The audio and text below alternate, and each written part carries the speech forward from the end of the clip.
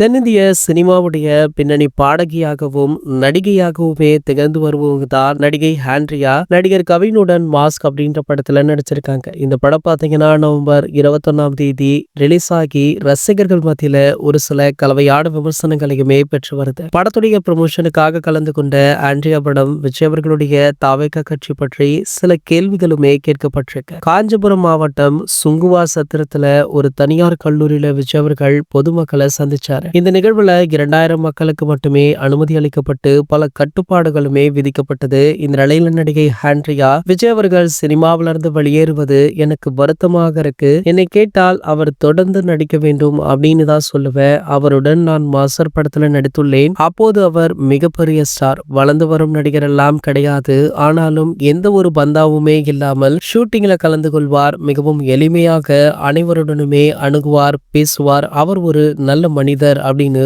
புகழ்ந்து தள்ளியுமே பேசியிருக்காங்க. அவருடன் இணைந்து துப்பாக்கி படத்துல கூகுள் பாடலை பாடியிருக்க.